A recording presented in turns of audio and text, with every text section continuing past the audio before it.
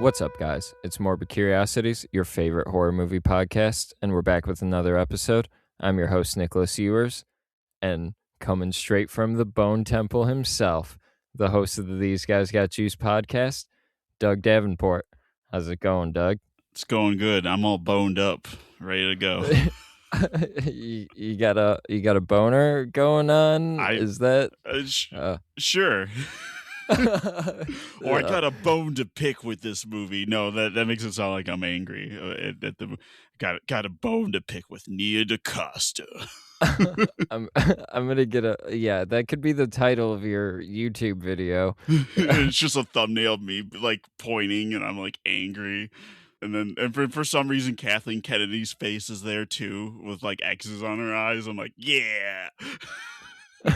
There's a YouTuber who covers a lot of horror movies, and I guess I won't say who they are, but their thumbnail, it's always a picture of them and they're like rolling their eye or looking in the corner. I'm like, okay, take it easy with the faces, guys. Do we need all the faces? That's how you get the clicks. You gotta be doing some like Jim from The Office stuff. Like, That is true. There are times I'm like, okay, there's a face, so this is a person. I know it's not AI doing this video. Yeah, AI could never make faces like that, ever. Yeah, there's a lot of AI YouTube out there, which some of it I don't even realize on my first go that it's AI, and then I go to the comments and people are like, AI garbage, and I'm like, oh yeah, this is AI garbage, and I'm just like, I'm gonna find something else. I've been recommended music on my YouTube algorithm, and I'm like, oh, this kind of sounds like cool, like older stuff. Like, oh, someone did a cool rendition of something from like that sounds like the 30s or 40s, and then someone in the comments like, yeah, AI could perfectly replicate that old sound. I'm like, oh, motherfucker. No, not good. It really sucks when you get deceived by AI at this point. Because it's getting like harder to spot. It's like almost like I need to program an AI to find the A. We need a good Terminator. I need an Arnold Schwarzenegger carrying a flower box with a shotgun in it to protect me from the bad AI. Save us, T1000. Wait, it's the T800, right? Yeah, T800 is Arnie. Is the bad one. That's the liquid one. Yeah. And we don't like liquid here on this podcast. So just saying it now. When it's liquid metal, I'm just sus of it. I'm like, those two things shouldn't go together. Nope. I only like liquid metal when it's on Sirius XM. It's a joke for a couple people. I don't know who still has satellite radio nowadays. They tried to give it. My mom got a new car that like 3 months of Sirius XM, and we were both like, I don't think we're ever going to use this. Well, so while we're on the topic of AI, something that could never be made by AI or like was so clearly built by a human, very sloppy, lazy segue.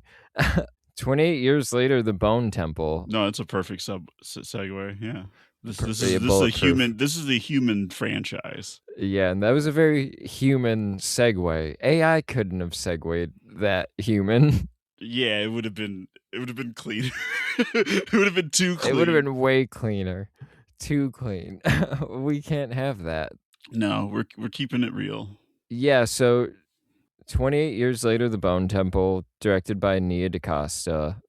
This movie, Doug, did you want to give your initial thoughts first? You're the guest, so I'll give you the option. Do you want to go first, or would you prefer if I get thrown to the wolves? I can throw out some initial thoughts. I mean, I was going into this with like pretty high expectations. I really, really love this franchise, specifically the original movie, and then the 28 years later. Like both of the Danny Boyle entries are highly regarded, and like not just amongst my favorite like horror zombie movies, but just like favorite movies, period. And like that last entry felt so fresh and reinvigorating, where I was like, okay, we've like redefined like what a zombie movie could be, like what this franchise can be, like what is the 28 years later franchise.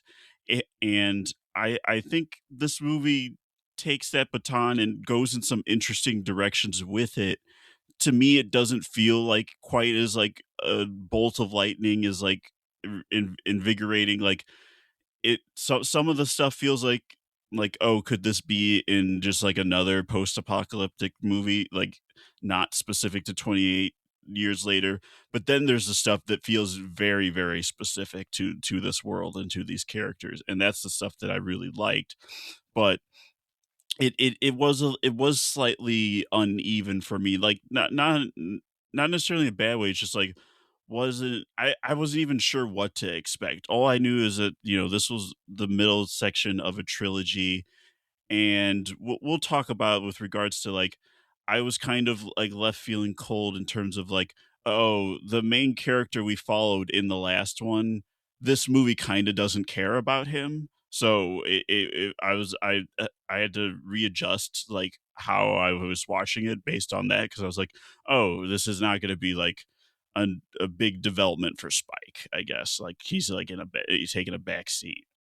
You know, before I get into my initial thoughts, I didn't really, when you say the movie is uneven, that's something I didn't really think about or feel when I was watching the movie, but hearing you say, I do totally get that criticism when I'm thinking about how the movie is kind of split up without spoiling it. It is almost like half of a conventional zombie movie that still in ways pushes a lot of boundaries that you aren't seeing in like horror in general, I would say. And then this like really just different thing that we'll get into, but it's like half conventional and half like very And unconventional. then the two halves kind of mash themselves together by the end, but even that kind of feels like not quite natural. Almost like, okay, we had to get to this point, so this is why we're doing it this way. But then I like, not that I didn't enjoy that climax, but I was kept thinking of like, oh, was there like something more original we could have done here? Yeah, so I really see where you're coming from when you say that. And I, again, when you talk about like the main character, I'll try to like be very tiptoey with this.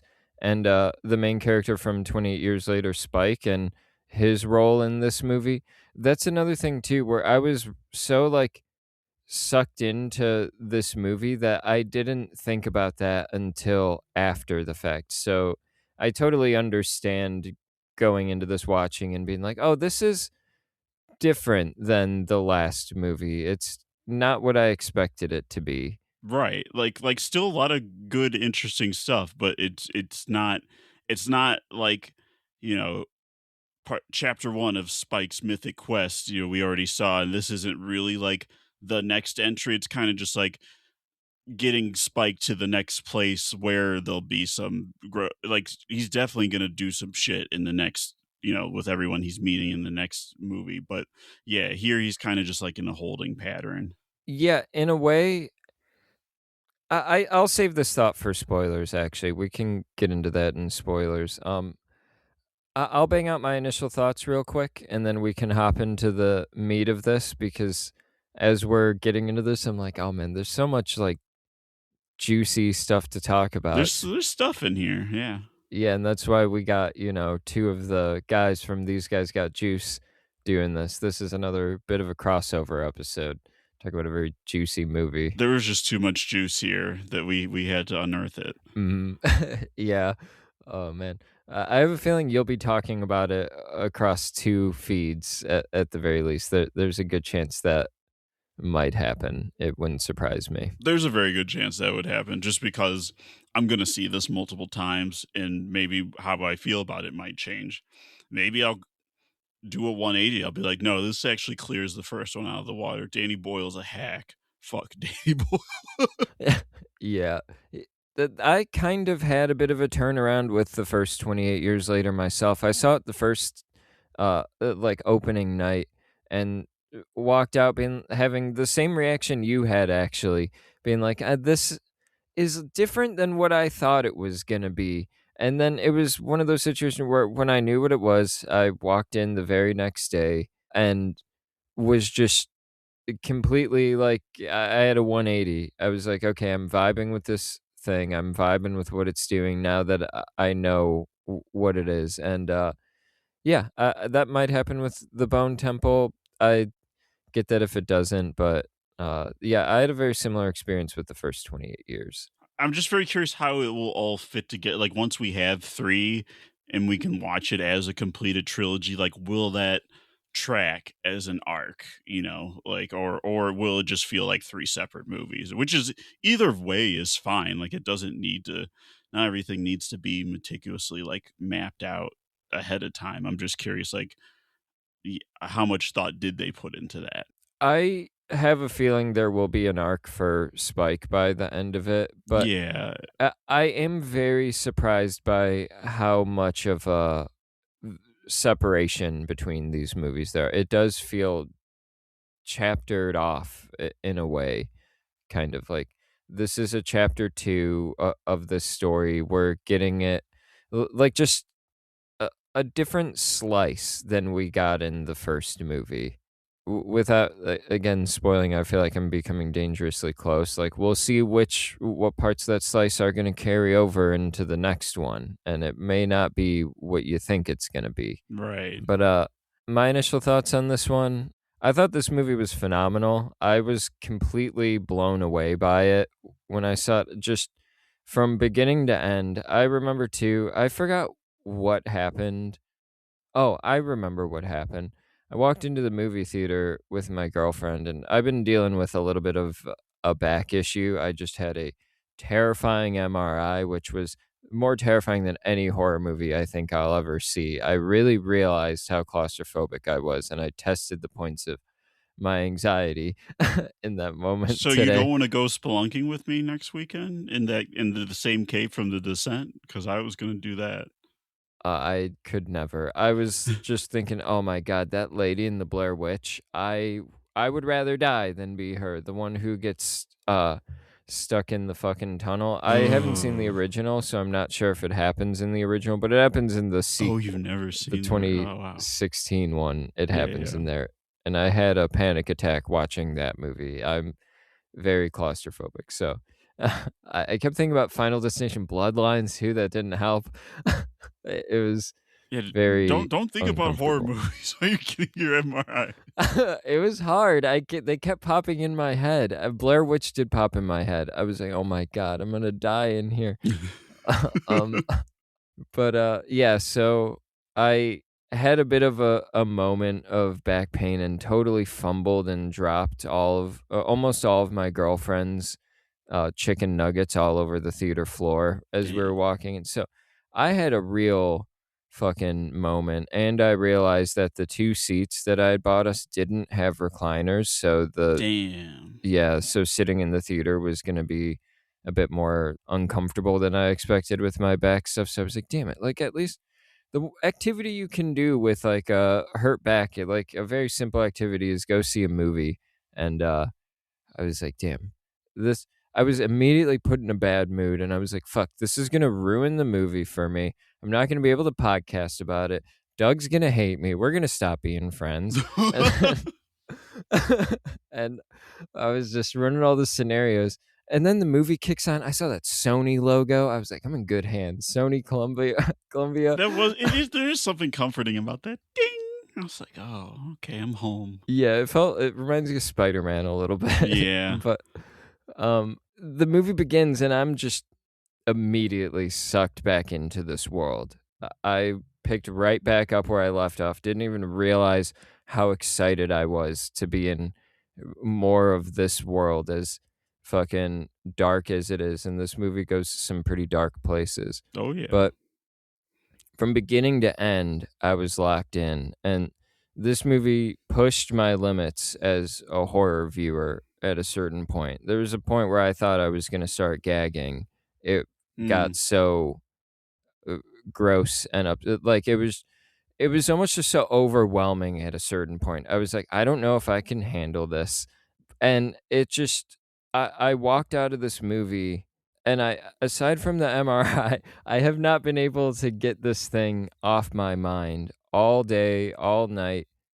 I am just like, "Fuck yeah." Nia DaCosta delivered an incredible horror movie, and while it doesn't really expand on Spike's story, a whole bunch. I wonder if we're gonna see a ripple effect from this movie carry out into the third one to make this one feel a bit more substantial, Because maybe? it does expand, I guess, the lore, for lack of a better word, like, of the 28 franchise. Like, there's new stuff is uncovered of like, "Oh, I didn't know that was this was possible." Yeah.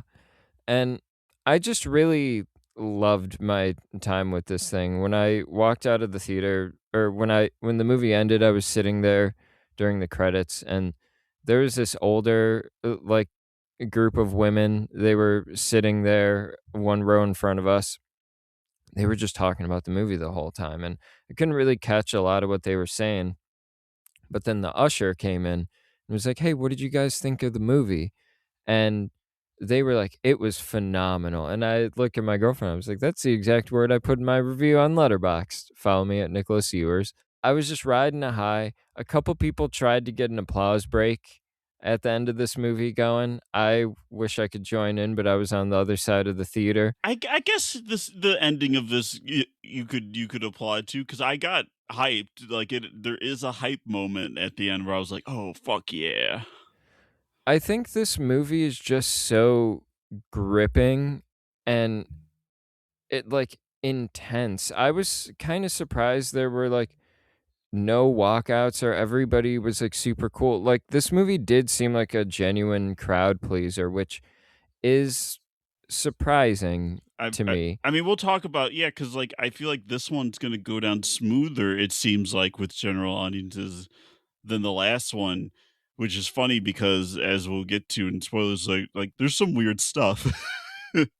Yeah, and the last one, I don't know. I'm surprised that one wasn't the crowd pleaser of the two. If we're gonna like try and say like which one was more crowd pleasing than the other, because when I watched the first one, I was like, this is very watchable. You know what I mean? It's a very Yeah. watchable zombie movie, And it's and like a hero's journey, it almost feels like mythic in a yeah, way. it has like a traditional. It almost feels like a New Hope kind of A little in a bit. way. Yeah, and this one really pushes the limits, I think, in the horror side of things. But and I'm just surprised that that was a something audiences, at least the audience I was with, was really able to sit through and want to clap after Yeah, watching. because there's no clean story structure in this one, and yeah, like, the things to clap to are mainly just, like, the excitement that it is building and, like, ends you on for the next one. Like, that made me wanna applaud of like, "Oh, fuck yeah, here we go." Yeah. My breath was taken away at a couple moments. I even gasped at one moment that after the movie, I was talking to my girlfriend. I was like, I gasped at a certain I can't believe I almost gasped at that. Or I did gasp at that. It was fucking wild. But I mean, are you ready to hop into spoilers? You got anything else you want to tell the people about before we get there? I think I'm ready to do spoiler, but yeah, just, for frame of reference, not that, Rotten Tomatoes means jack shit, but, like, the user review for that, for the first 28 years later, was at 63% compared to the critics had 89%. And right now the Bone Temple is 93% critics, 91% audience. So yeah, the Mm. first 28 years seemed to be a little divisive. For, I mean, kind of speaking to what you said, like, just going in of like, this isn't what because there's already been one sequel already, 28 weeks, and years is nothing like that. It's kind of just being like, no, push to what to the side. We're doing like a different thing. And I mean, congrats to Nia DaCosta. I love to see it, but like I mean, because I'm a big defender of her Candyman, and I am a Oh, big Candyman's defender of great. the Marvels too. The Marvels is a very funny Marvel movie, I She has a think. new movie that's on. I don't know when she Hedda, would have. Yeah, I still have to see Hedda. yeah, Hedda's very good too. I forgot that she directed that, and then I'm like, oh, I just watched that movie like a month ago, and that's on Prime. I want to say, Yeah, I'm like, when does she have time to do all this? She did a she did a Bone Temple, yeah, and then like that movie too. Crazy. Hedda's great. I wouldn't be surprised if she shot Hedda after Bone Temple and was able to just edit it and get Because it there's out less before. effects, presume in Hedda, or And I think they did Bone Temple in the first one. I think they shot them at the same time, so that one kind of probably back to got to back. sit Yeah. for a little bit, and she probably got to do Hedda while that one sat around for a little bit, waited to release. And then they did, I think, bump up the release date for the Bone Temple. This was supposed to come on like March, I want to say. But it was getting like really buzzy early like reviews, so I think that might have played a part of it. And they just went ahead and announced that like, okay, part 3 is a go, because originally it was gonna the word was from like Boyle and other people of like, well, we'll see how Bone Temple does. Like, we might not, we might not have the money or the demand to do like part. Which, can you imagine this movie ending like it does, and then we don't get a follow up on that? Yeah, That would that would be be crazy. so weird. It would be almost as weird as the Fast and Furious 10 ending. That's the canonical ending. That Y- yeah. Vin and his son are on a dam that's exploding, and everyone died. That's how those movies end. Yeah. But yeah, I noticed like in the marketing, and I promise we'll get to spoilers soon, guys, but in the marketing for the first movie, Alex Garland was at the forefront of a lot of it. He was the one doing the podcast a lot of the times. I saw him in the YouTube videos. Uh, Nia DaCosta, she's like the face of this advertising thing. I see her all over the place out there interviewing. I think that's a very smart move to put her at the front of this. I think she's like a great personality I and think she developed a following of her own, like with Candyman, because like that movie almost has a fandom.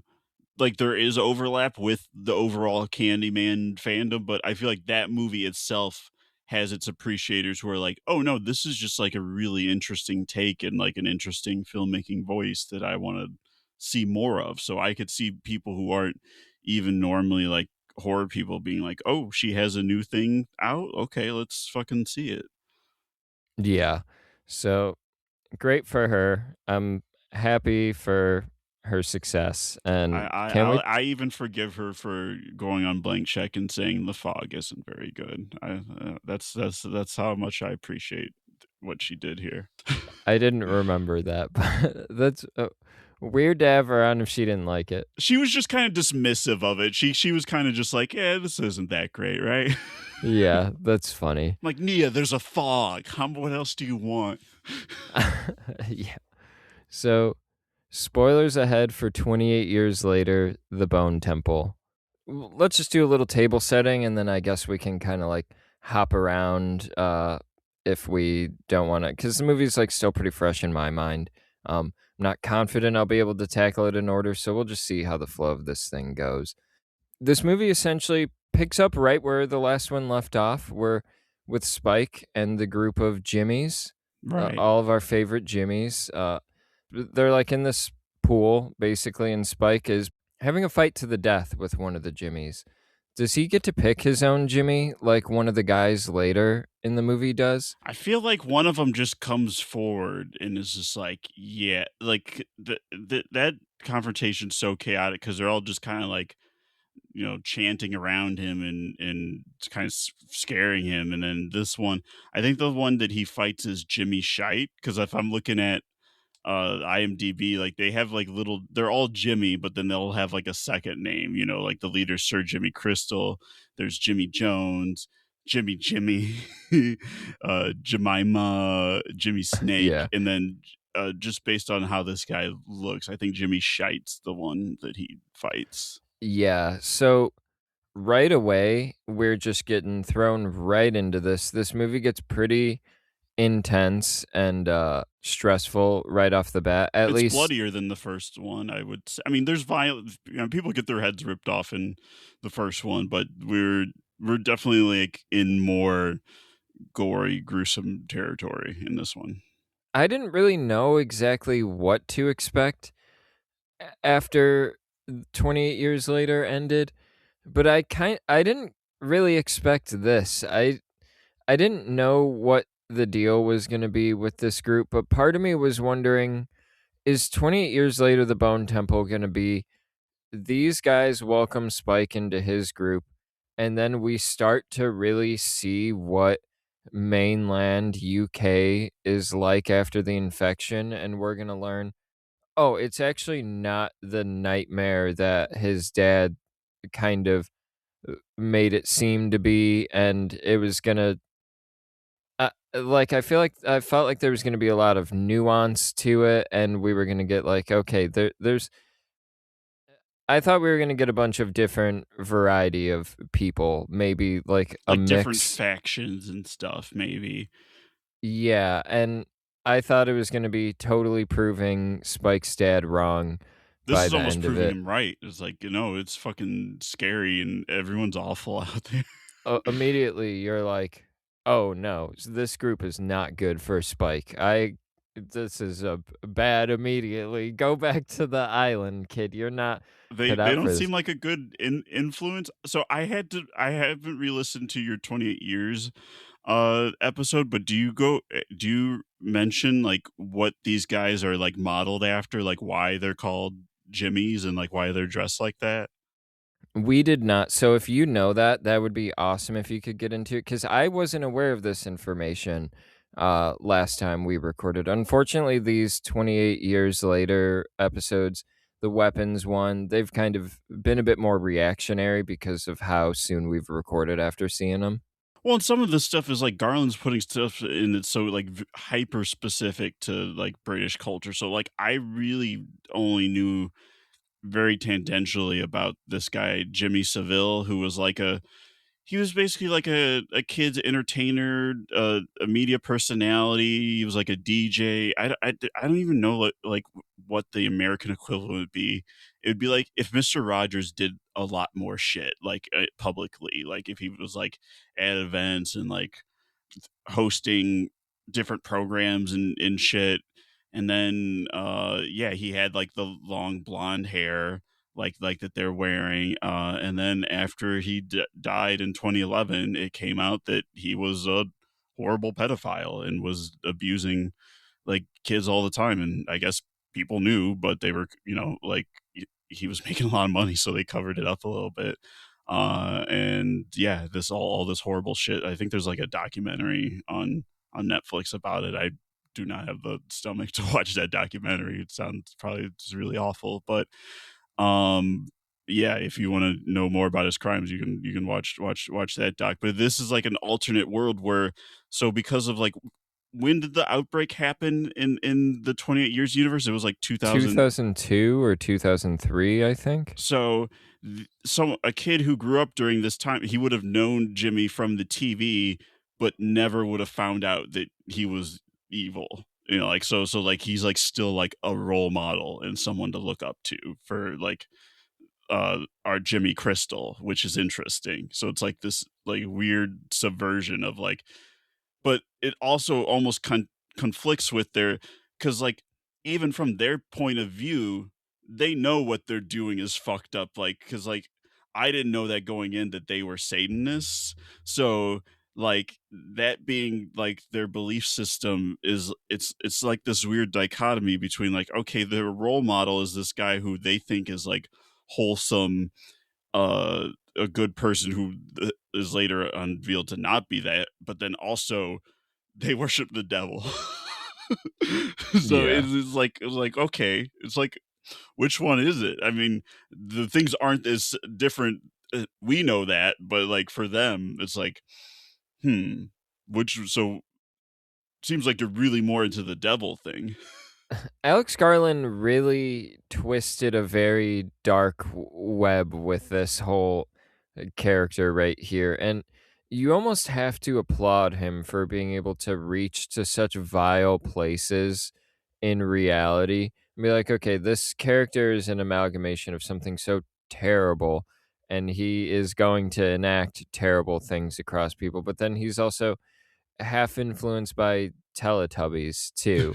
And That seems that's his funny whole when he's deal. just describing like what it is like, nah, yeah, he's got like a TV on his belly. There's a scene where he's telling a story, like he's almost describing an episode of Teletubbies, and I was reading online that somebody was saying it's actually the Book of Eden and talking about the forbidden fruit, and it's Ooh, not even an actual episode of Teletubbies. that's And so I crazy. wonder if there was something to that, and that's a part of Jimmy's fucked up. What would you even call it? This fucked up. His like belief system, because it's like a Yeah. rejection of Christian. His dad was, part of the church, and so he's rejecting that and rejecting Christianity, and that's where the Satanism comes from, I guess. But then you're also layering the hero worship of this horrible person into it too, and then this like all the child cultural things he would have been influenced by as a kid. So it's like he never grew up from being that scared kid that we see in the beginning of uh the prologue of the first 28 years, but he just amassed a gang and like of some other kind of lost boys, and now they just go around rampaging and like killing people. And like every kid who grows up to be, damaged by their father, he basically goes in the opposite direction of his father. His father is like, this is, the rapture or whatever. He doesn't straight up say that, but his dad in the last movie is like a priest or some type of pastor for a church in their area. He's kind of happy that this is happening. It looks like that, like when the zombies are here, he's like, oh, finally. Yeah, he's like, "Oh, God sent this." Yes. And so he totally welcomes being turned into a zombie, and then a zombified version of his dad ends up leading a crowd of other zombies out of the church. Almost looks like he's like an alpha, or like an early version of an alpha or something. So he says, I want to say in that line, "Father, why have you forsaken me?" which comes back at the end of this movie. That's kind of nice. But he just basically goes in the opposite direction. And I kind of thought that made sense. I'm like, okay, he's a kid, so he doesn't really have like all the gray area about religions in the world that you grow up to get as an adult that would turn you into an agnostic or make you start to question.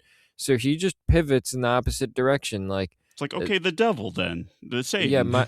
my dad abandoned me. I think this is horseshit. This was actually the devil, and the devil caused all of this, and I'm just going to turn my beliefs in the opposite direction. And as ridiculous of an idea that Satanism is and seems to be, because I could see that it just sounds silly, I think, especially in this day and age, the idea of Satanism, but It it is. makes sense in It this it make movie for this character to go there. it makes sense for that character, and then also in the world they inhabit. Like, where do you think they don't know that it was a monkey in a lab started all this? That's the rage virus. So if you have any kind of religious inkling, and then you see what I mean, they're not the dead rising or whatever, but you see someone go down and then they come back as a bloodthirsty monster, then you're gonna think that that's like demonic, right? Like that looks like evil. Yeah, so where the character is with his beliefs, I fully buy. But yeah, Jimmy, he's a fucking horrific dude. I He's did not nice. Yeah, he kind of a bad guy. Somebody should arrest him, I think. Oh, shit, there's no more cops. Who's gonna arrest him? But yeah, we had talked about before the spoiler section about how this movie is kind of split into two parts that really meet at the end. And I kind of like that a little bit, that framing for this movie that we've landed on for it. Because the whole time I didn't know they kept showing the Golden Temple and Dr. Kelson in the previews, but I was like, okay, how is that gonna work in with the Jimmys? Initially, from the way they were advertising it, I thought Kelson was gonna like intentionally infect himself or something with like alpha Yeah, blood or something, and then that like and poster really made it seem that way. he looked infected, and I was like, oh, so he's gonna like go crazy and like fight the Jimmys or something. I didn't see a trailer, but I saw that poster and I was like, what is going on? This guy seems different than he What's did something a in the little last different one. about him? Yeah, I can't put Hmm. my finger on it, but I was like, "What's his d guess I gotta go see this one." Good marketing that you watch and you're like, "What's his deal now? He wasn't like that in the first one." And I gotta say, without getting too into the ending, my audience fucking loved that Iron Maiden moment.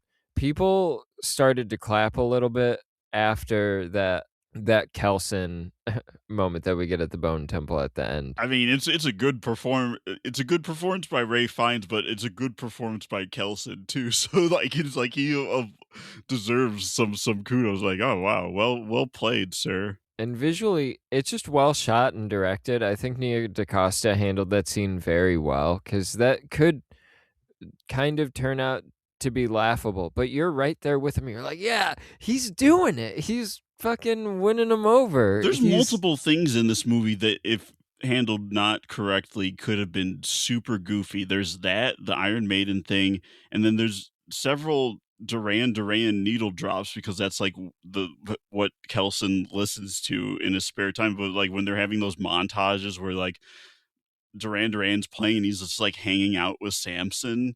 Like that mm-hmm. could have been disastrous if it was like Yeah. to me, I'm like in awe, and it's almost like there's like a tenderness to it where I'm just like, damn, that I was.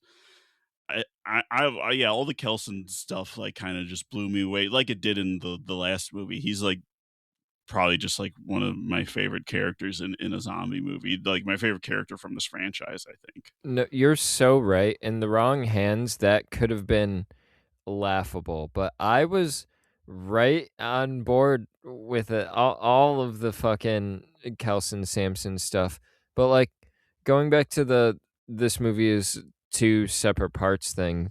The more conventional stuff, Spike, like the horror stuff with Jimmy and Spike and all the other Jimmys, that one, I can't quite put my finger on who like, Spike is kind of the POV, but the POV hops around in that one a little bit 'cause that's I don't know, Spike just isn't the focus. There's a moment where Spike is completely, like, out of the barn, and we're just watching the other characters in the Jimmy squad do their thing. It's almost like Jimmy Crystal is hijacking the movie for a little bit because, like, it's not even because there's the other Jimmy who, like, you know, kind of takes Spike under her wing, but she's not really the POV. Like, we see some things like where she discovers where Kelson is, but like she's also absent for some scenes, like that barn scene. Like, she's just sitting outside with Spike, so it really kind of just feels like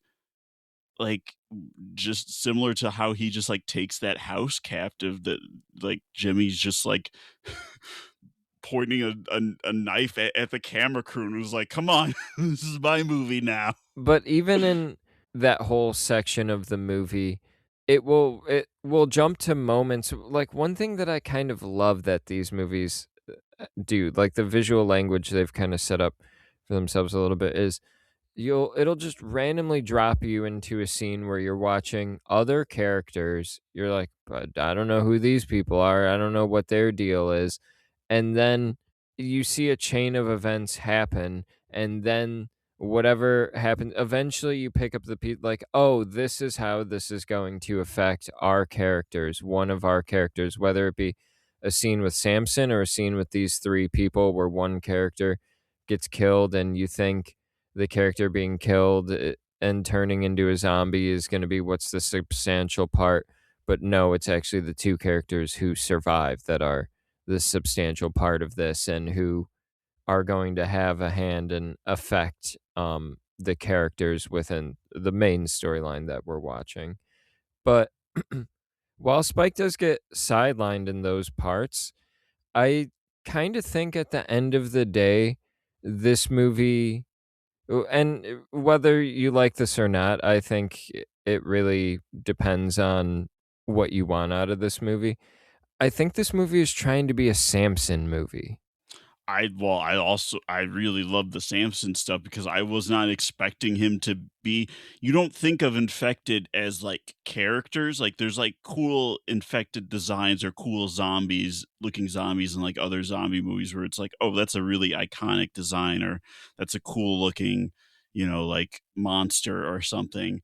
But since the last movie kept hammering home of like, no, they're us. They're just, they have a virus. Like they're not, there's not really much different between us and the infected. And then this is kind of like doubling and tripling down on that. It was like, yeah, they're sick. So like if you treat them, maybe you can start to restore some of that humanity. That it's not just, they're not just like mindless monsters forever. And I think the way it's done is so brilliant because it could come off as cheesy in a movie, like where like a character quote unquote discovers a cure or whatever, but none of it feels easy or like a cheat.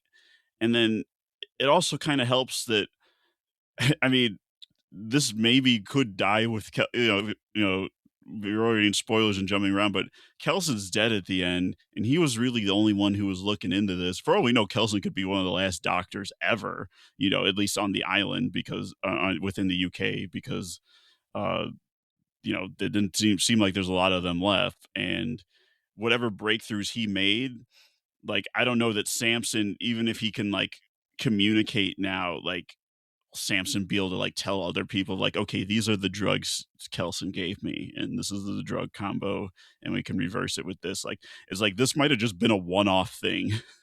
Yeah, that's what me and my girlfriend were talking about. Damn, if this were a one-off thing, I wouldn't hate it. And I didn't expect 28 years to be the zombie franchise to land on having a cure and finding a cure for this thing. I'm thinking like Dawn of the Dead doesn't do that. The Walking Dead is something where I don't think they ever got there. They're still going. It's something that doesn't really seem to successfully get pulled off in zombie media, at least not from anything I've seen.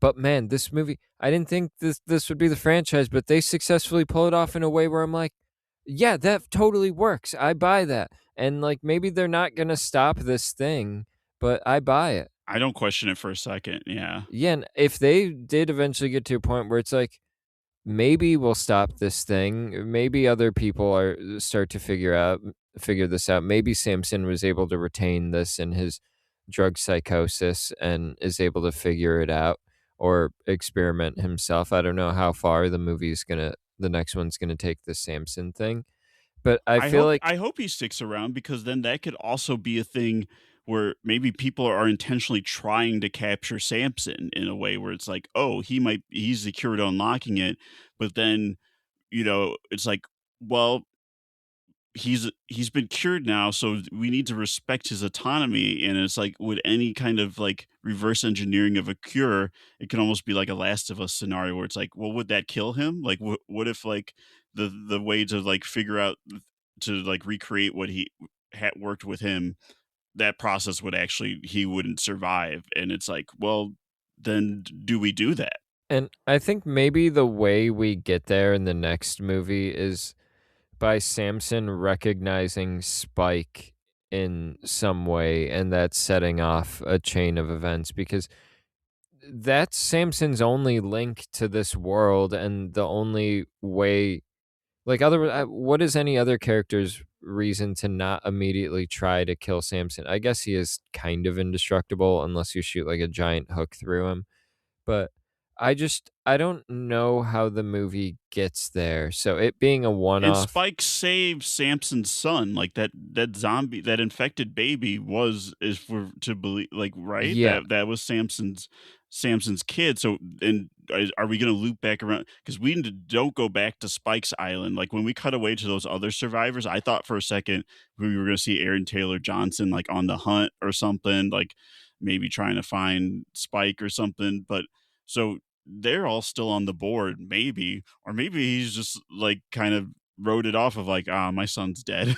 I'm just like, I don't know. He probably died out there. I'm just gonna stay on this island and get drunk. Yeah, well, not much time has passed, and the tide looked like it had just started coming up when Aaron Taylor Johnson was running out at the end of the movie being, "Spike! Yeah. Spike!" I was kinda glad that he didn't pop up in this movie. I was just like, "This movie doesn't need another thing happening in it." There's already enough going on, but I do find his character fascinating because it's like I I I I don't even think of him as like a bad dad. Like that he's just like he's in an impossible like how do you even fucking raise a kid in that world in that scenario? And so yeah, she's not loyal to the mom, but the mom's kind of already gone at that point too. It's like so how do you navigate that? And then like trying to raise your kid to be tough enough to survive in that world. I'm like, yeah, he's doing the best he can, kind of. I kind of sympathize with his character With Spike? with Aaron Taylor Johnson because Spike Oh, Aaron Taylor sees him Johnson. as like a liar, like, oh, you lied to me about mom and you unfaithful to her. But I'm like, I don't know, man. He's doing his best. Yeah, you had an argument, well, it wasn't an argument, we got in a fight. No, you had, Yeah. made, your defense for the dad, and that kinda turned me around. I softened up a little bit on Aaron Taylor Johnson after hearing your piece on him. You wrote a very serious think piece. I mean, yeah, he's not a perfect guy. He fucks up for sure, but like, yeah, I think just given the circumstances, it's like there's not the like it's slim picking for dads and father figures in this world. So I feel like you could end up a lot worse than Aaron Taylor Johnson. Like at least he's like teaching you to how to hunt and survive. I do wonder what the 3rd movie is going to kind of pick out what it's going to bring over from these previous 2, because like we said, Aaron Taylor Johnson, his face doesn't grace this movie, not one frame. Then we lose Jimmy and basically all of the Jimmys. Their whole belief system is crumbled by the end of it, and they're like, "Yeah, there is no God. This is a science-driven world." Everybody's in a very different and specific place. You took Kelson off the board. And then there's like shit from the first movie where we're seeing flashes of weird stuff and people wearing masks when we're at the island. And I'm wondering how much of that was style choices and Danny Boyle kind of being like, I want to incorporate, because I know he was having stuff from like, oh, this is like British history, and we're showing how we repeat, like history repeats itself, and we just do the same thing, and we set these things in place, like we like are almost like imitating society and an imitation of ourself at a certain point. So I just don't know what the intention with like all of the flashes of the people wearing masks and stuff from the first movie are, but I'm just Because we curious. also see the Jimmys put on mask kind of that look kind of similar to those masks that we saw on the island. So I don't know if that's like to what you said, the broader point of like that this is just like this cyclical nature of humanity or like maybe like kind of the regression of us that we're going tribal again in a certain way. Because yeah, I'm not sure 100%, but like that definitely seems like that's part of what they're grappling with. But there's so many things on the table now because like yeah, I mean, we're already in spoilers at the end. Yeah, we have Jim there at the end with the little girl and no Naomi Harris. I mean, we don't know what the story is there. Maybe she died, or maybe she went off, or we just don't know yet. So like all of that's still on the table. I feel like it's more likely that she just died in the intervening years. Like it's been a long time. So like Jim just might be a single dad. Also, is there some intentionality into because like Jim's baked in. He was the original character from the first movie, but then we have a whole faction, an evil cult called Jimmy's, and so Spike escapes the Jimmy's, and the first guy he's gonna meet after that is named Jim. like, like is that setting up like some kind of joke or like what was Spike's reaction? I mean, obviously Spike understands the concept of like people with multiple people can have the same name or similar kind of names, but I don't know, it might be kind of jarring if you're like a little kid and you were just escaping this death cult, and then this guy's like, "Hey, my name's Jim." Like, "Ah, fuck." It's gonna be more awkward when him and that girl realize that they have the same name. She she's like, "I'm Jimmy too." Yeah, but it's like, damn it, how are we gonna? It's talking is gonna be weird now.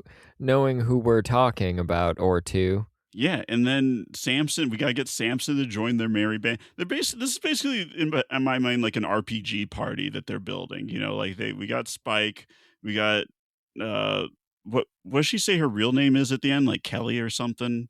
Uh, so we got her.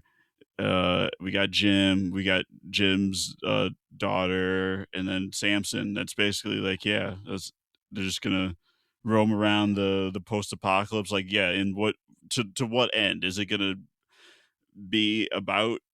Uh, like the cure that exists within Samson, or like replicating that, or what will it be? Because like they could go in any number of directions now. I do like that their group is kind of like the Thunderbolts a little bit, if you think about it. It's a little Thunderbolts coded, yeah. Yeah. Yeah, I don't know how I feel about the gym thing. I actually totally forgot that he was even a part of these movies because I was so sucked into the Bone Temple. I was living in the temple, man, living that on temple time. This is so much its own world that, like, yeah, I'm not really even thinking about the original movie. Of course, you see Killian Murphy, and then I immediately my mind goes back there, and then you start hearing that, that the guitar, like the theme from the original. Yeah, Yeah, I and then got pretty pumped. It was hard not to get pumped, even though I was afraid that this is some weird studio fulfillment that we're getting right now, and I hope they just do something with Jim that doesn't. I trust Alex Garland and Danny Boyle, but I was just like, these movies don't really need Jim to come back. I would be fine if he didn't come back at all. they could do the anti like legacy sequel thing, and like he just fucking gets bit at the very beginning of the third one. Like they kind of trick people into seeing it because Killian Murphy's face is on the poster, those big blue eyes, and then like after the credits, he's like, "Hey, welcome to my cabin," and it's like, "Oh!" Wha- what if the third one just got super fan servicey and Jim dies? But before he dies, he's like looking up at a bird picking in a body, and he's like, "Get out of it, get out of it!" Then he kicks it, and the bird flies off, and blood gets in his eye, and we're like, just like Brendan Gleeson. And then the Force Ghost of Brendan Gleeson shows up and is like, "Remember, Jim, you can't go after the kid when you turn." Remember, Jim, I was a cab driver. I knew all the streets. I was a black cabbie. Or you go super fan servicey where Jim gets infected and Samson's like, "I'll train you." You could be an infected but a badass now. We're gonna become an infected warrior squad. So Oh, those are all the bad ideas that they can do. what about a good idea? What if Spike walks up and hands him his lightsaber and And then Jim just he, he, tosses it. he tosses it? And then the fans are like, "That's so disrespectful to the original movies. Like, why would he toss it?"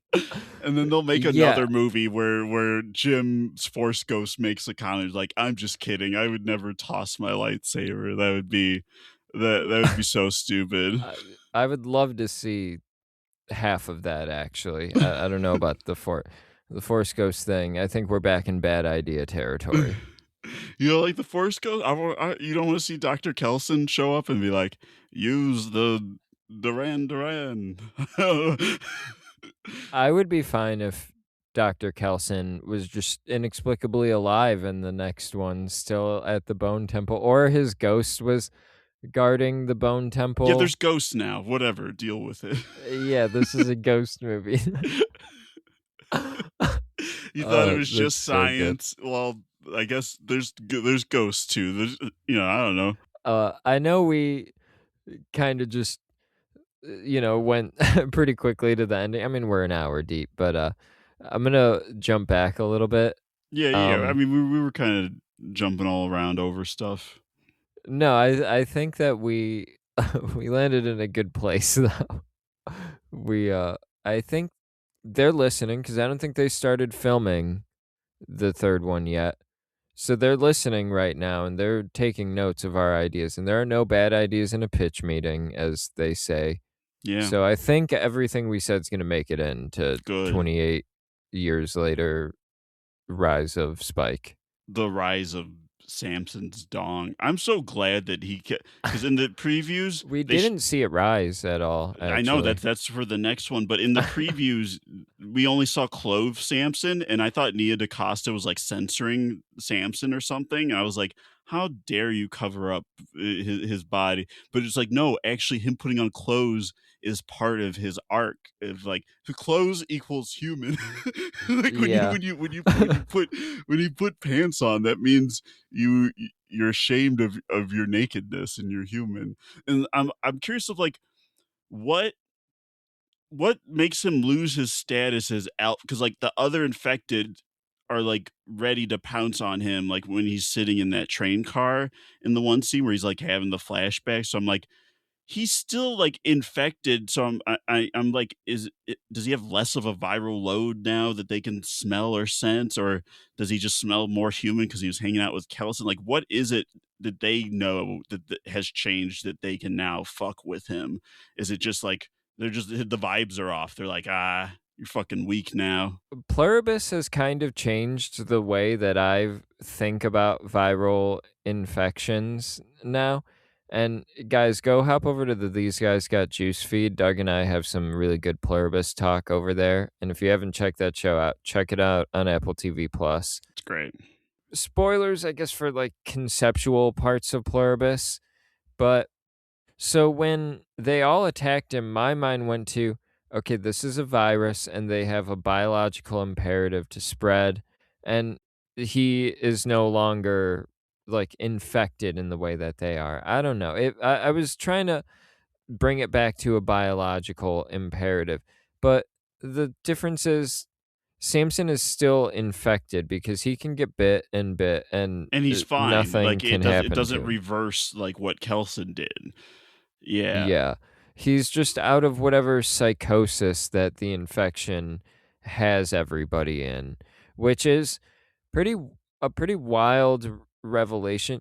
The only thing that kind of rubbed me the wrong way in the movie is when we got the zombie POV and we got to see what they were attacking. It was hard. That was the part where I'm like, this is tiptoeing into comical a little bit, whereas Nia DaCosta was really able to not land in a comical area with all of the other stuff we had talked about. Those cuts were when they cut to what the infected were seeing. It was like I, not 100% working for me, but I like it didn't ruin anything for me. I like the concept of that they're experiencing psychosis. It's like Kelson said, like I've seen infected attack a baby viciously. So like what are you actually seeing? But wouldn't it be more interesting if like what the POV of what they're seeing is like specific to that person? Because it kind of just seems like when we see the Samson POV, it's like, oh, they're just seeing like a monster or something and like going crazy and attacking it. But that just felt like a little generic, you know, Yeah. what they're seeing should be like, yeah, personal to them.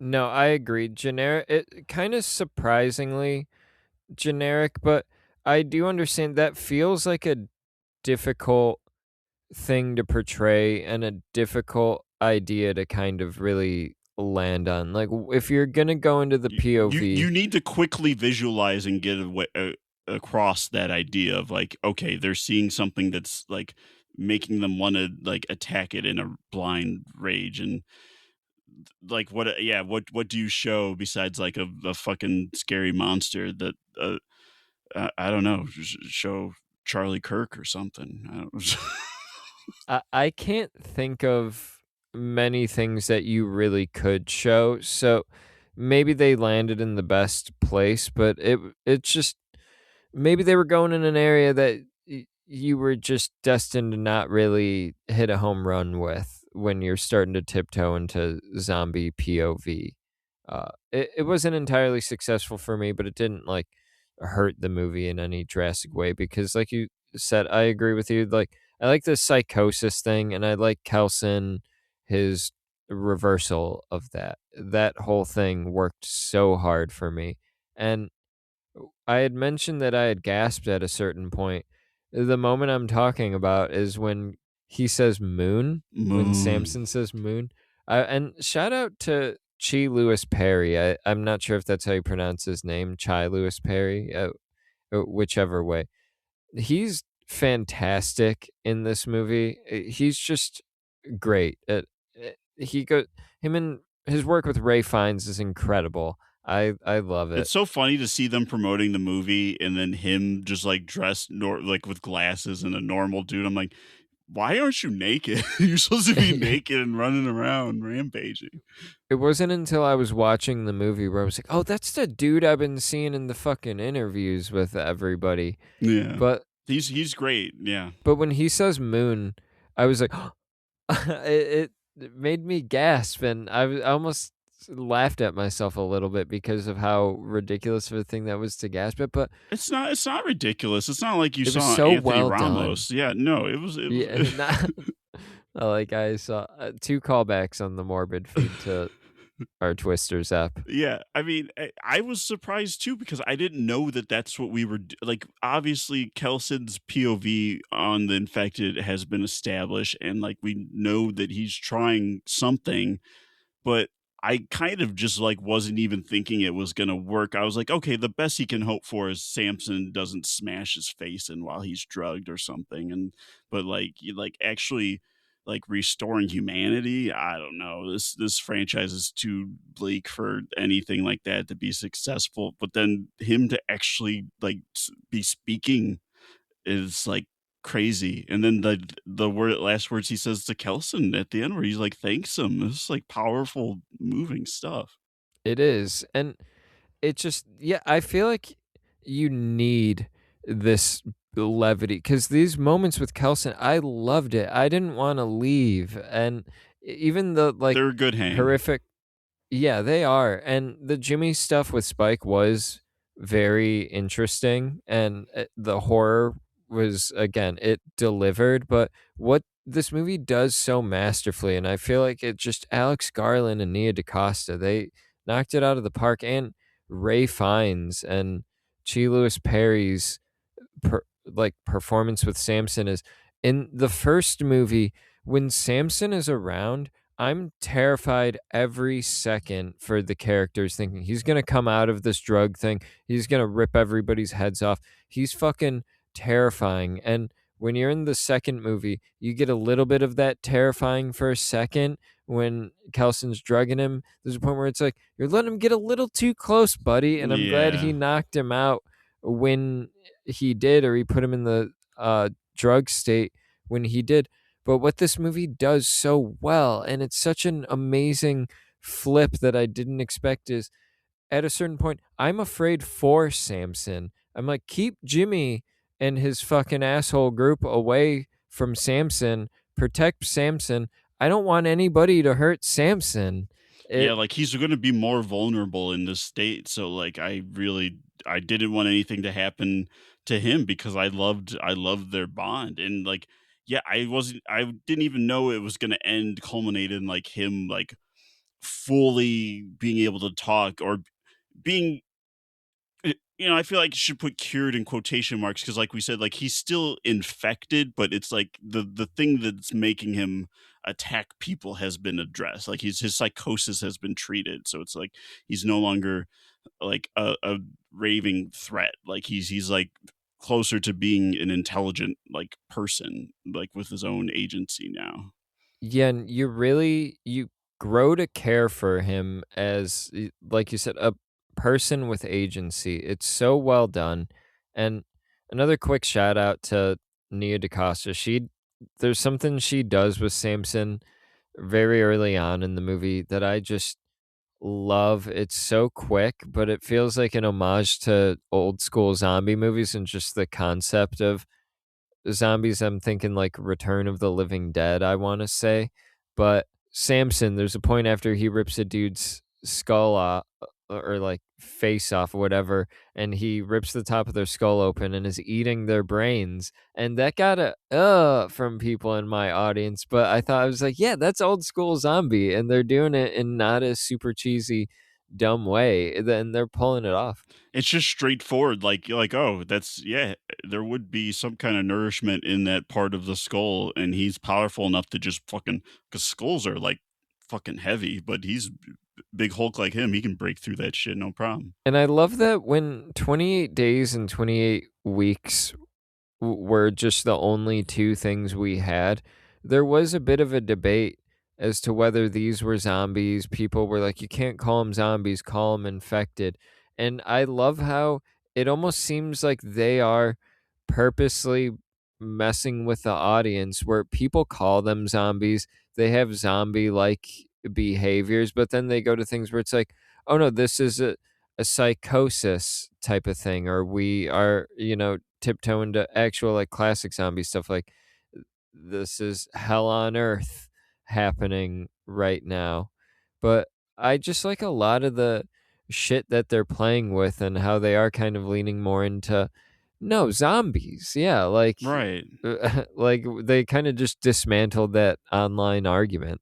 Yeah, which I always thought was silly because I'm like, everything goes by its own rules. Like, like, are you just gonna not count and like viral zombies at all because original zombies were all voodoo and magic? So it's like, if we're just being rigid, it's like those are the only zombies, and like that would discount like a lot of Romero stuff or whatever. So it's like drawing a line at any point is kind of arbitrary. It's just like it's up to like what are the rules of this universe, and that's what I love about these last two movies specifically, is that we kind of keep expanding on like what that means. You get a little bit of that in Weeks with the like, it's very clear that the dad is like not just a normal infected, like that there's like something in there, like when he's like chasing down his kids. But I feel like this is like a much like more thorough elaboration on that in the 28 years later movies, where it's like,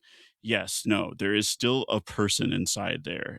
Yeah, that 28 weeks, that was almost like we have a concept of an idea in this thing, and we're just kind of what if the dad is like the leader and they don't really do anything substantial or meaningful with it? They don't want to commit to like making that mean anything, so they don't like, have a scientist be like, oh well, he's clearly blah blah blah, and like the alpha of the zombies or something. So like, yeah, Yeah.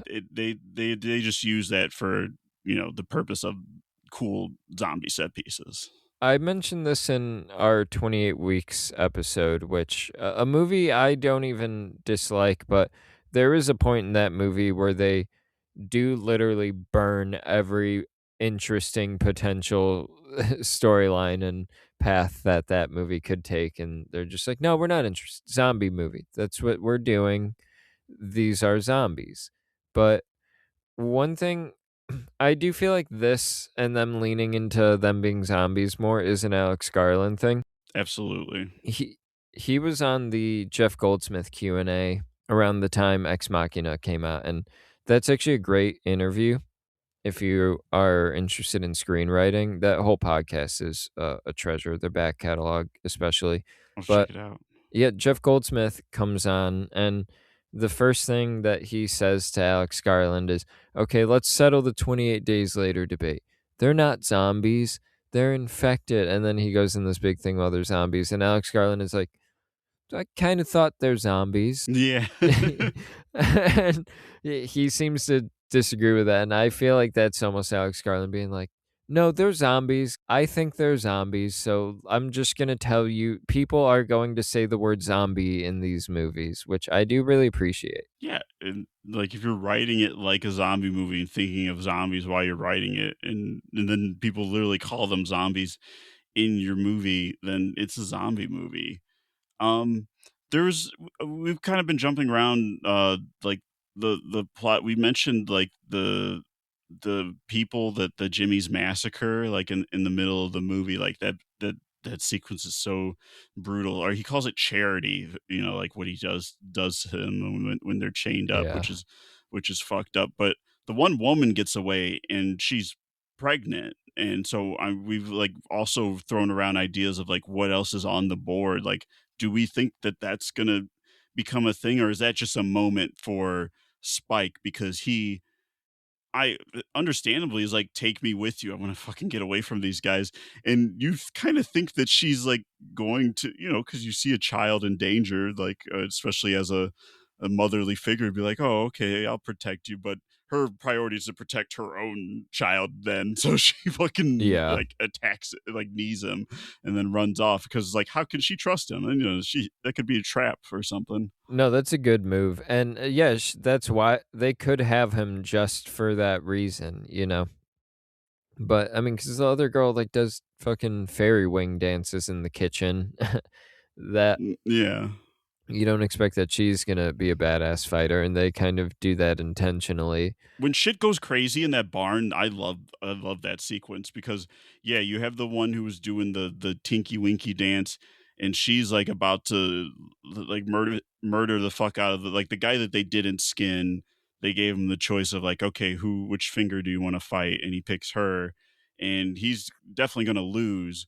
But then the woman who's in the rafters watching, like she like shoots some kind, like what does she shoot at the back of her head It's that like a like hook. it's like a hook or something that hooks her head, and then he gets a hold of, like, a gas fucking canister, and he just starts fucking lighting everyone up. Yeah, I love how quickly it goes to shit. that scene was upsetting on just a a number of levels. The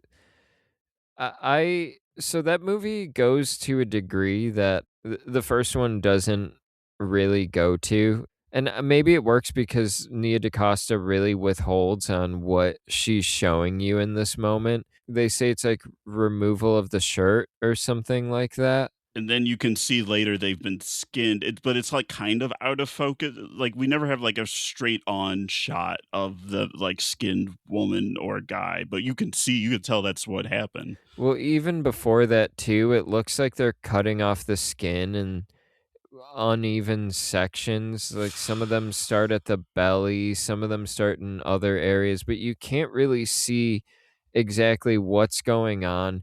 These characters are screaming. You know it's horrific, Like, you're and you alive kind while of, this is happening. That's yeah, crazy. they're alive, they're awake, they're just dangling there.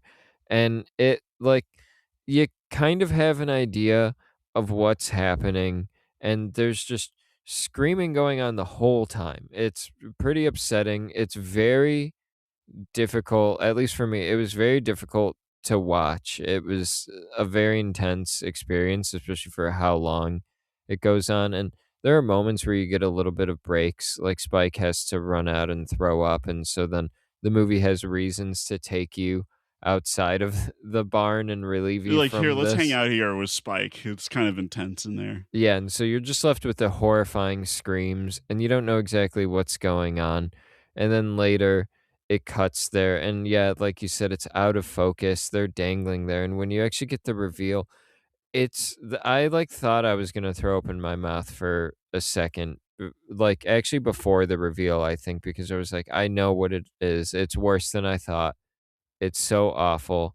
I don't want to see it, It's just the and casualness of it that makes it so cruel and gross. Because it's it they've done it so many times that it means nothing to them, like, that like, they're not like Spike where they have to fucking throw up, it's so gross. They're just like, "Yeah, that's whatever." And all for what? It's so horrifying. I mean, this movie, I think intentionally so, I would say is depraved and has depraved thoughts Yeah. that Like, you don't really see in a lot of, well, this isn't technically American horror, it's an American studio now. I don't really always know what to call this, because Sony's producing these fucking things now, Right, but it's like a mainstream, like horror movie. Like it's something that yeah, everyone's seeing. and you don't really see this level of depravity.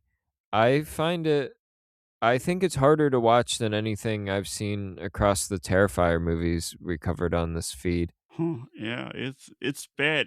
Because It's up there with Bring Her Back, I think, and the knife chewing scene, but it's a lot longer, and it almost pushes me to a point where I was like, the movie's gonna lose me. It was so close to losing me, and when they're like, we're gonna de-pants you, and I'm like, I already saw them take off the shirt. I know what taking off your pants means, and there's genitals there, and Yeah, I don't wanna oh see man, genital mutilation. They would have lost me if they did that. Probably, I don't yeah. know. The movie was that close to losing me, and the hook in the head, just when I was like, "Thank God It something stopped this, it was a all of relief. this." Well, yeah, Yeah, I was so happy for them to be lit on fire because it was like, "Oh, okay, we don't have to keep going with this." but But then yeah, the barn is burning, and you see the 2 people hanging are burning. It's, like, all fucking wild, and I'm like, I feel bad for these people again now, because now they're burning and they're skinned, and it's all a mess, and it's so bleak. It's the bleakest thing we'll see all year.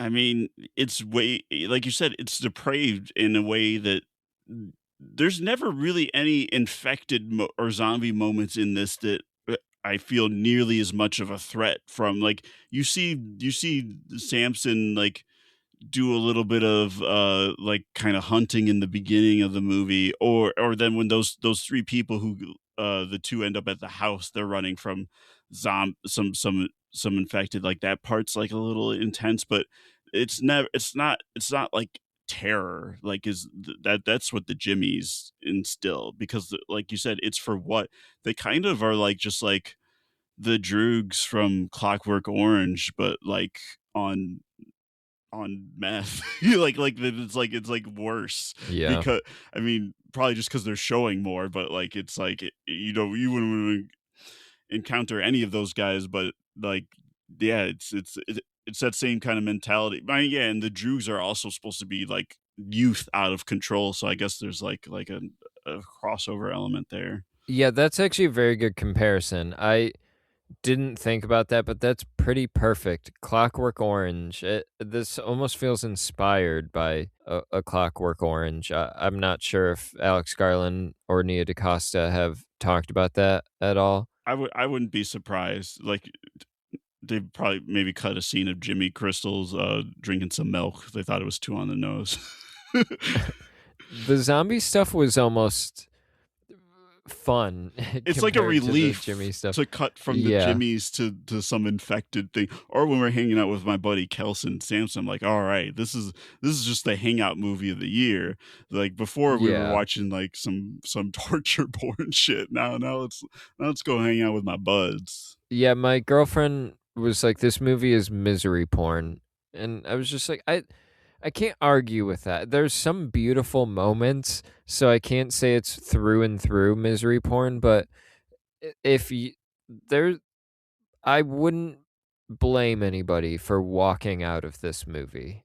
I wouldn't at all. So in that sense, Spike is still the main POV because you are feeling the revulsion that he is, you know? Like, it's pretty much Yeah, like I almost threw up. He did throw up. it's like the 40X Spike experience where you're just like, "Oh, fuck. This is what you guys are doing? No." I did get sprayed with throw up when he threw up, and I wasn't even seeing it 40x, so I don't know what happened. I think someone accidentally turned it on. I know that's a Regal thing. I was at an AMC. So Yeah, that was weird. yeah, very weird. Maybe they were trying out something new. Um, yeah, that scene's super horrific. But I mean, God, Nia DaCosta, not to just keep praising her the whole review, but there's just something about the way she handles horror, but too, because the 3 that are in the woods when it's the pregnant lady and the dude who turns and they're going up against the infected. Like you said, you fear for everybody who's going toe to toe with the infected, but at this point, you kind of know it's been years, so these people can probably hold their own. They know what to do. I'm not as afraid for them as I would be like a Spike or a newcomer. But when that guy turns, it's so well shot, and Yeah. he's just takes off running, and you think he's going to be something significant, and then he's running towards the fucking girl Jimmy, and it's framed in a way where it's like he's going to be a problem and he's going to overrun and infect all this and it's going to throw this whole shindig off, and it's filmed that way, filmed so well, and then she goes and kills him and it's just great. It's so well She done. does like a dodge roll, like she's like a video game character. It's so badass. Yeah, it's the setup and just the payoff of the subversion. It's great. This movie like works so goddamn hard for me. I'm not gonna say I didn't expect it, but man, it just I didn't expect to fucking love it as much as I do. I'm so familiar with the first 28 days that I feel weird saying that I like this more, and it's like definitely recency bias, but I want to see this again. Yeah, I definitely want to see this again.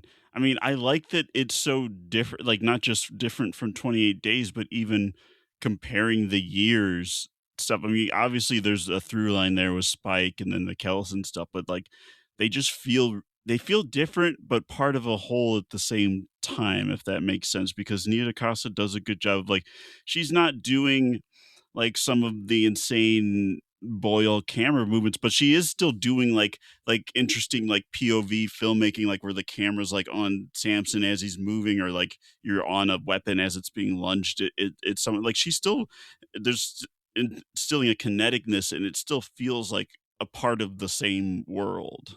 Yeah, I was a little surprised that I don't think there's a single like one of those iPhone bullet time They didn't do shots that in in this this one, movie. yeah. Yeah, not that I needed it.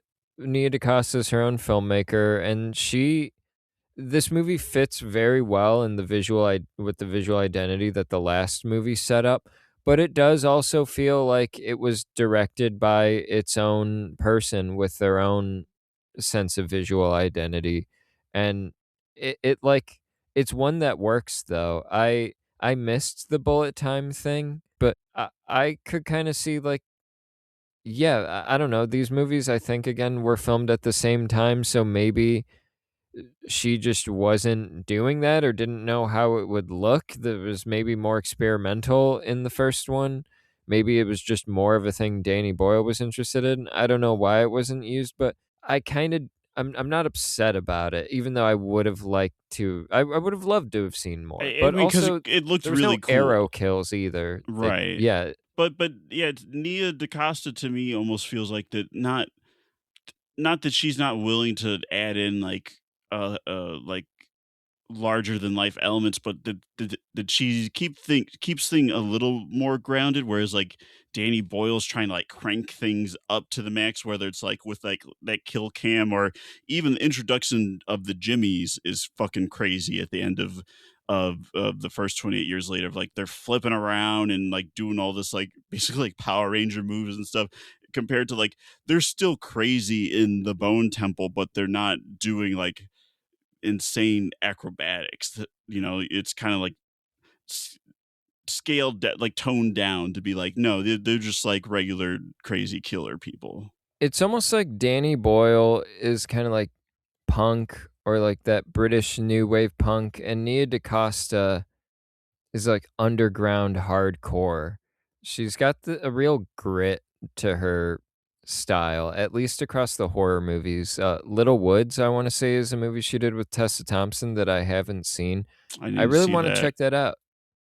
You should check out The Marvels, dude. I think you'll have fun with that. It's one of Sam Jackson is having fun in that movie. She got Okay. him to to smile a little bit and deliver a laugh with that Nick Fury character. Okay, that sounds like worth the price of admission alone. But yeah, I definitely want to see Little Woods, is it? And then Hedda. Like she is a compelling filmmaker to me. Like, and I liked her Candyman. Like I was more impressed with the visuals and the directing of it. Like I kind of had some issues with, it felt like the script was missing, like it almost felt like there's just like a chunk of that movie missing, or like that they just like tore out like 20 minutes of the movie. But like visually, I think that movie is incredible. Yeah, I really vibed with her Candyman.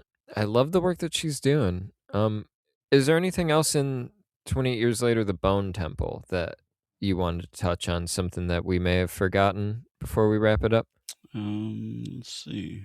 Talked about Force Ghosts. We talk about Kelson being okay and just being alive again. The next one, which will happen.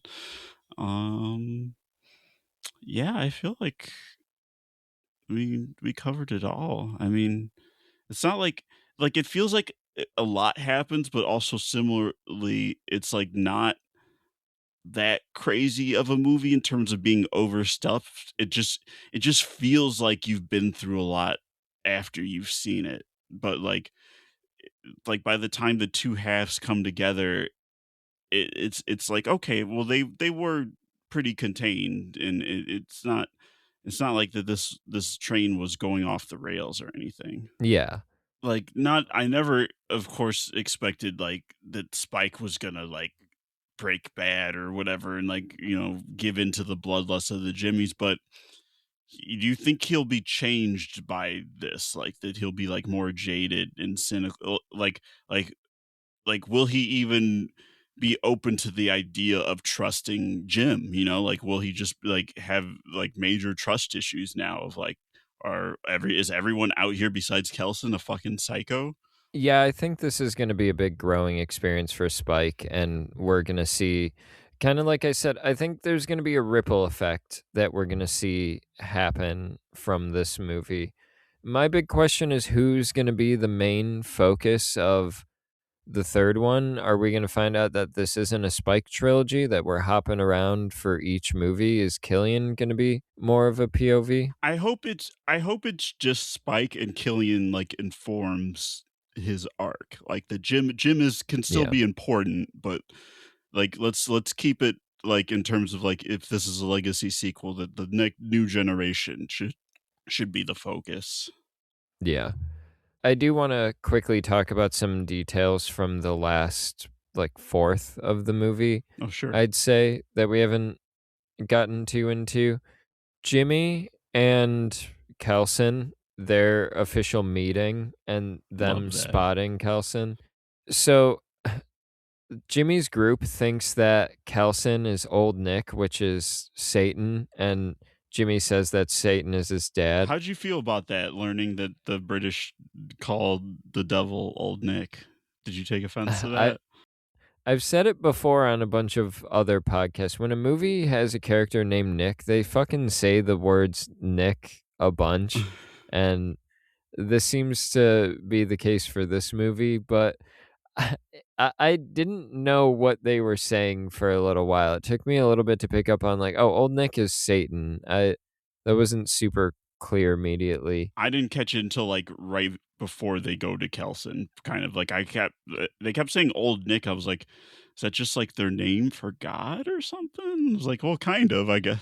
Their accents are a little hard to kind of understand at times too, so I think maybe they might have cleared it up earlier, but Yeah. when when he is looking through the binoculars at Kelson, in my head, I'm like, are we gonna get a moment where he goes up to Kelson and is like, "Hey, so here's the thing, guy. I kinda lied to all these people." And while we do get an awesome, like, philosophical, theological conversation about Satanism and atheism, something like Satanism and being an atheist, something you don't really get that much. It's not just a debate that happens. It was so great. I loved living in that moment. These two characters, it almost felt like fucking Doctor Doom and Captain America meeting or something. These two people from vastly different worlds. And when Jimmy walks into the Bone Temple, my girlfriend was like, "I hope this scares him." And I was like, "I think it does." And Yeah. I like that he had a respect for Kelson, even though he does threaten him at the end of their interaction after being like, "Yeah, can so here's the thing," after Yeah. doing the thing that I thought he was gonna Which do. is funny. It's almost like a sitcom scenario of like, I lied to my friends. Can you cover for me? Yeah, I love that they go there and Kelson does it and he gives it his all. He goes theatrical, and at a certain point, I was thinking, okay, I'm wondering if this is gonna lose me a little bit. I wonder if this is gonna lose them more so, I thought actually. maybe he was going too big and they would like see through it or something. I was worried Yeah, about that. but they end up eating it up, and he's like basically being Satan and being like everybody kneel, and it's such a like again in the hands of a lesser filmmaker this could have been ridiculous, but it worked for me. It worked for I think everybody in my audience. My And audience was loving this shit, especially the part where he gives the decrees that Jimmy told him to say, but then when he decides to add another thing at the end that he needs to sacrifice, and Jimmy's like, no, no, no, no, no, it like just the way that that he was playing that scene, like that was cracking up my audience. yeah, because I was like, is Kelson enabling and perpetuating this villain for our third movie? Is he going to go after the island? He's just going to make it his mission to skin everybody. And I was like, this is so fucked up. And it got so dark because I started thinking, this is so fucked up how many times this guy has just murdered people. Again, for what? It like that's the hardest thing to swallow where it's like, for what? For All the for devil. nothing. Yeah, it's so stupid, like, in a way that like, I enjoy in my movies, where, Right. like, my it's just a character motivation where I'm like, "Oh my god, kill this guy, kill him," and when Kelson flips the script on him after seeing Spike, I was like, "God, this couldn't have happened soon enough," People were and ready he to cheer when they're like, "Oh, they're gonna crucify yes. Jimmy." Yeah. Everybody and same thing for my audience. I had it was the same vibe where I felt like people were like, "Yes, kill this fucking monster." It's like a Morton Joe dying, or but like worse. He's such a awful fucking villain. I can't think of anybody like many other villains where you're so satisfied at the thought of their death. Yeah, Like it's Joffrey, maybe in Game of Thrones. I don't know who. yeah, yeah, I guess, but yeah, because it's like there's nothing redeeming about Jimmy Crystals. Like there's a and it's already seated with the one girl, Kelly, that like she is planning to usurp him because I like she says to Spike like I don't even think he's really old Nick's son, but that's because so it's like interesting to have these like different tiers of belief where it's like she's still a Satanist, but she thinks that he's bullshitting them about his like divine or unholy right to rule, and so she wants to take him out, but then so what is that going to do of collapsing her whole belief system of like, oh no, that was all bullshit. So that'll be interesting to see in the next one. No, it will be. And I do just like how matter of fact that realization is. And I gotta say, this whole time, I'm worried for Samson. I'm thinking about him. He's in the back of my mind the entire time the scene is happening because I don't want him to come back and get got. But yeah, they crucify Jimmy, Saint Saint Paul, Saint Peter, one of the I saints think Peter was style. the one upside down. Yeah. And one of the apostles crucified Yeah. upside down. Yeah, they crucify him in that way. I don't know if there was any link to that they were trying to make. I think it was just the satanic symbolism, the inverted cross. They were trying to flip it on its head. It seems bad either way you get crucified because it's like it's something to do with like the your lungs like are or like fill up or something like you can't you stop being able to breathe. Yeah, I think that's correct. And you love to see it. You love to see it happen to him. It's just great. I was almost upset when it looked like an infected was grabbing him. I was like, "No, leave him up there. Let him suffer." Like, I don't want him getting, like, you know, ripped apart quickly or getting a quick death. I'm like, let him you can eat him after he, chokes to death or something." Yeah. Even though I did appreciate those quick zombie jump scares, that's a thing that was It got from me. 28 days, 28 weeks that they've managed to hold on to. Yeah, they got you. They got my girlfriend every time. They got me too. It like really just jolts you awake and brings you into the movie if you're sucked out for a second. Because it's like first person from his POV while he's upside down in the cross and he's like looking around. And at first I was like, oh, okay. Because I knew it was gonna happen, but it still got me. Yeah, one of the most effective jump scare endings, I think, even though it's not really like a jump scare ending in the way that we had talked about on Anne in the Apocalypse. Right. It's it's along those lines, but it really works. It would be, I guess, considered a jump scare ending if these movies didn't end with a Horizon style preview of what's going to happen in the next movie. Then it would have just been like the ending of Sinister or something where it's like, oh, Bagul. And yeah, aside from that last like fourth with Kelson, the other thing I really loved is Samson on the train getting flashbacks from the past. I I thought love that was that I so don't well have a done. ticket. Yeah, it's so great, and then he's surrounded by the infected and has to fight him off. Comes out all bloody. I listened to a YouTube reviewer last night talking about, it, and they're like, he fights them off without even breaking a sweat. I was It like, no, he looked pretty doesn't. hard. Yeah, he gets bit. Yeah, he was there for a while. It's like a different time of day when he comes out of that thing. He has an advantage because he is like smarter and larger, but it's still like taxing. He's not invincible. Yeah, those are the last things I kind of wanted to touch on, though. You got any final thoughts or any scenes you want to go back to before we wrap this up? I feel like we've hit on all of them. It's just, yeah, I just wonder what Samson's life is like without his best bud. I mean, no Hmm. Kelson. So, um, yeah, where's Samson go from here? It would be interesting to see how they work that into, because there is that whole when you have a zombie baby or an infected person give birth in a movie, you're like, well, this is gonna matter.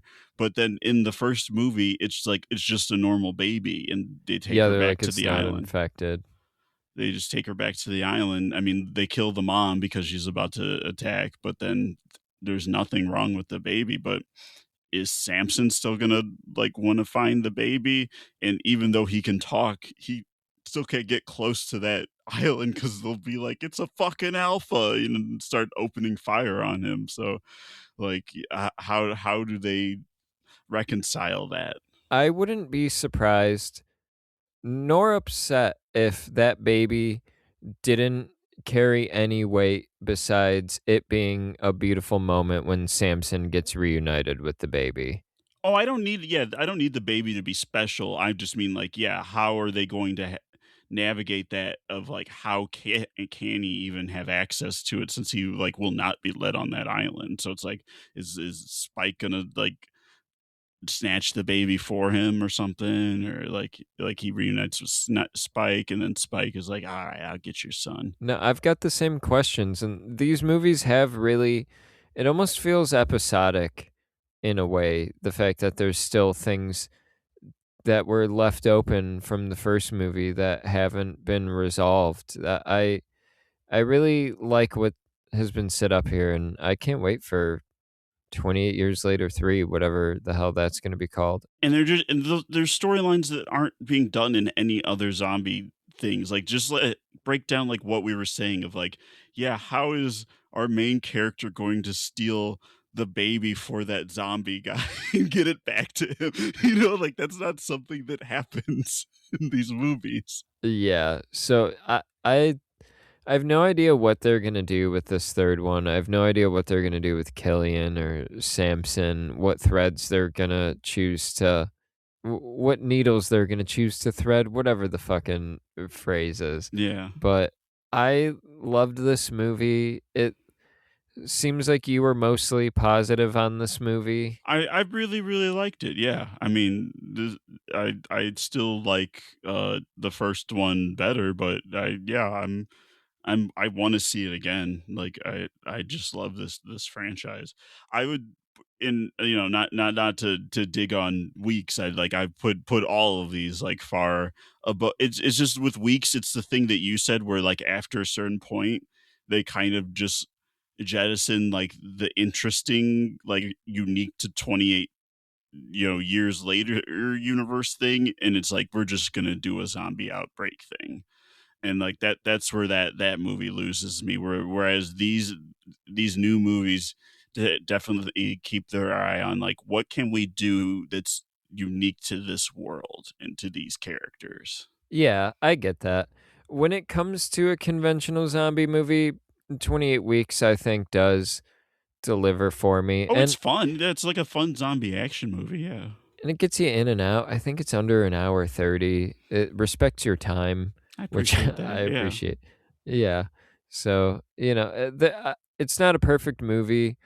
It's definitely a movie that I like. I'm pretty sure I like more than other people because it was like the first horror movie I ever saw, and the first horror movie I saw in theaters. It might not be the first horror movie I ever saw, but the first one where I saw was locked in a dark room and terrified out of my goddamn mind.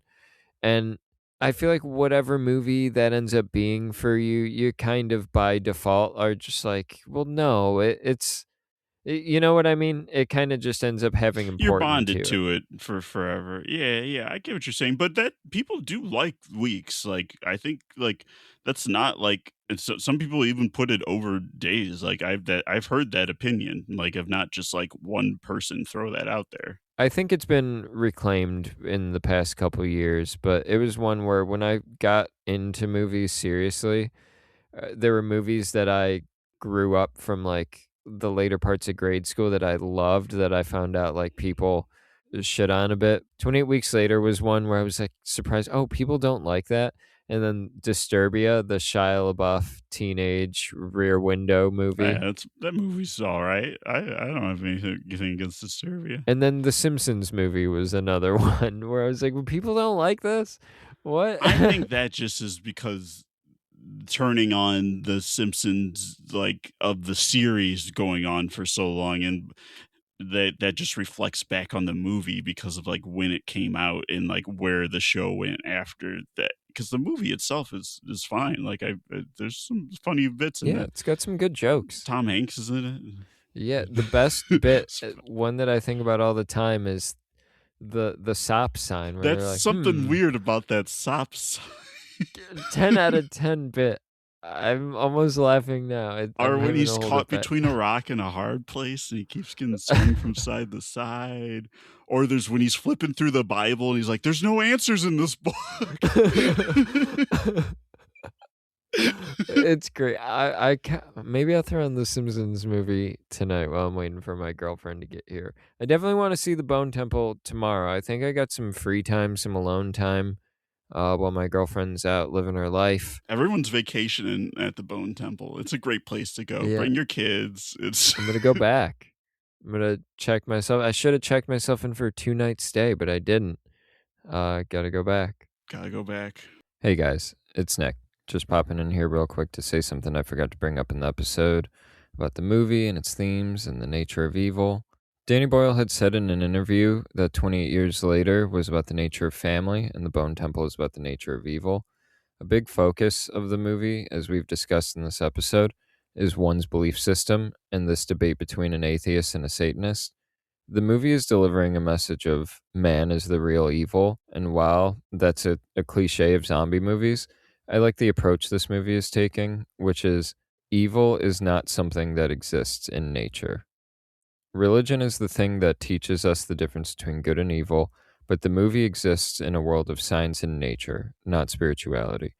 We determine where the line between good and evil lies. Evil is a choice. And Jimmy has made the choice to lean evil, commit horrific acts, all with his own justification.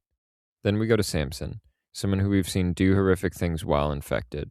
But the infection isn't evil, and the violence is a reaction to the psychosis caused by the infection. And when the psychosis is treated, there's no more horrific acts. Samson was never evil, or choosing to commit evil acts. A lion doesn't kill a gazelle because it's evil. Evil does not exist in nature. The nature of evil is humanity. I just really like the way the movie presents and makes this point and wanted to make sure I said this in the episode. Thanks for entertaining my nonsense. Now back to your regularly scheduled program.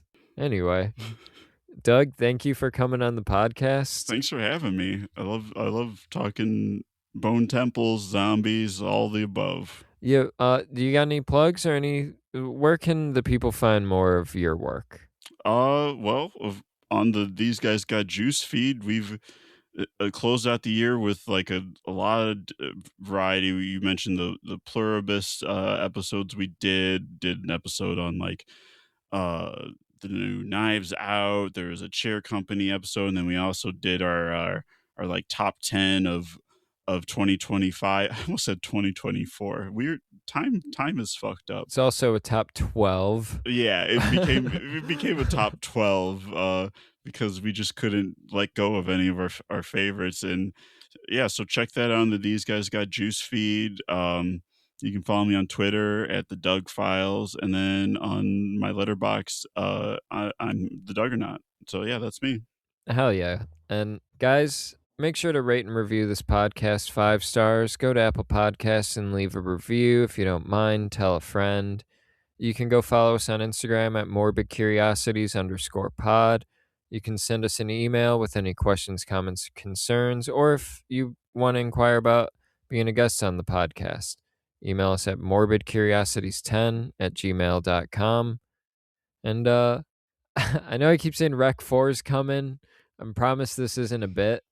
Just trying to get a good time to record that. You heard earlier, I've had some medical stuff going on.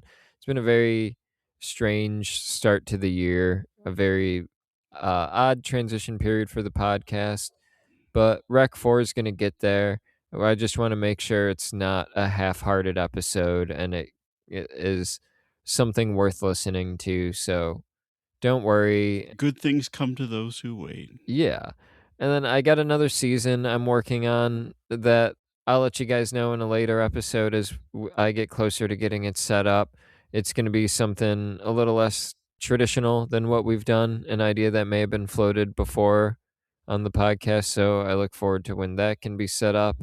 And of course, Scream 7, we're going to be reviewing that. And Rosia might be coming back for basically whatever new random horror movie we see together. We didn't get to review The Plague because she really didn't want to talk about that, but we talked about Primate. Go check that one out. That's a fun episode. I need to see that. I share an opinion where I'm like, Doug's gonna agree with this when he watches this movie 6 months from now when it's on streaming and then potentially listens to this episode. I might go see it in theaters. Once I learned that it was a guy in a suit and not a CG monkey, I was like, yeah, you got my money. Oh yeah, guy in a suit. Shout out to him. But Planet of the Apes movies need to go back to guys in suits. Dude, that's the opinion I share on the episode. Oh, shit. It's funny that you said Rosie is like, no, I don't agree. And I was like, Doug would agree. He'll agree with me. It's always a guy in a suit's always. And the suit, the tech is good now. Like that monkey, just from the previews, like looks really good. Yeah. Man. Well, I'm excited to hear your thoughts on fucking Primate. You know, if you want to maybe do a bonus episode, come on and share your thoughts 20 minutes on Primate real quick. We can maybe throw that together or talk about it on another appearance. Yeah. I wouldn't be surprised if you're back for Scream 7. So wink, wink. Yeah. I'll definitely check it out. Yeah, thanks for coming back, Doug. Thanks for having me. Always love to have you on. Yeah, love coming on. We've been Morbid Curiosities. Love horror. Love yapping about horror.